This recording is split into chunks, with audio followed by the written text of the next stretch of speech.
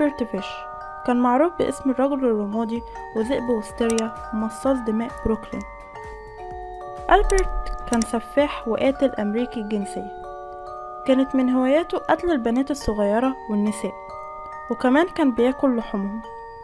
غير كده كان بيرسل رسائل لأهالي الضحايا اللي قتلهم عشان يحكي لهم عن كل تفاصيل أكله للضحايا ويشكرهم كمان في نهاية الرسائل. اتولد في 19 مايو عام 1870 في واشنطن، ونشأ في أسرة كان ليها تاريخ طويل مع المرض العقلي، واخواته كلهم كان عندهم أمراض عقلية مختلفة، ولسبب ما عيلته ودته يعيش في دار أيتام، وده اللي خلاه يعيش طفولة قاسية كلها ضرب وتعذيب. ورغم كل ده عرف يتعلم القراءة والكتابة. سنة 1880 أمه خرجته من دار الأيتام ورجع يعيش مع عيلته تاني، بس بعد فوات الأوان. كان ألبرت بيتصرف تصرفات غريبة ومقززة، زي إنه مثلا كان بيشرب البول بتاع الحمام.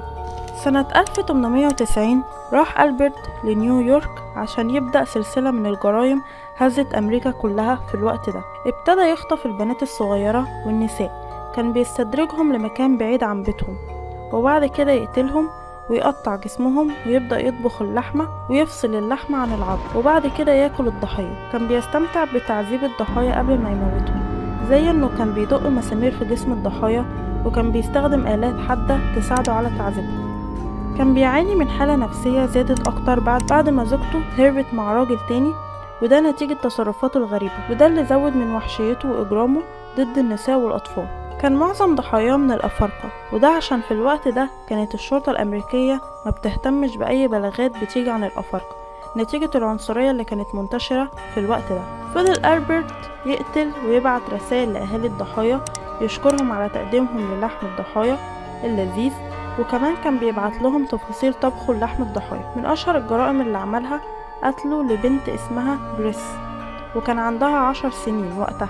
وبدأ ألبرت يتقرب لعيلة البنت دي تحت اسم مستعار، كان مسمي نفسه العم فرانك، وكان بيوعد أهل البنت إنه هيشغل ابنهم في مزرعته عشان يساعدهم في تحسين دخلهم.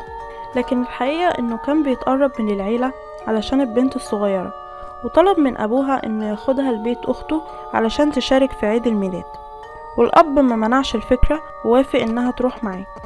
أخد ألبرت البنت للغابة وقتلها ودخل الكهف بتاعه، وبدأ يسلخ جلدها ويطبخها وياكلها. وبعد ما خلص الأكل بعت رسالة لأسرتها، وعمل نفس اللي بيعمله كل مرة، إنه بيشكر أهل الضحايا على تقديمهم للحمة اللذيذة. الشرطة الأمريكية عرفت تقبض عليه وتقدم للمحاكمة، واتحكم عليه بالإعدام بالكرسي الكهربائي، وتم تنفيذ حكم الإعدام في 6 يناير سنة 1936 عشان تنتهي حياة أفظع سفاح في تاريخ أمريكا كلها.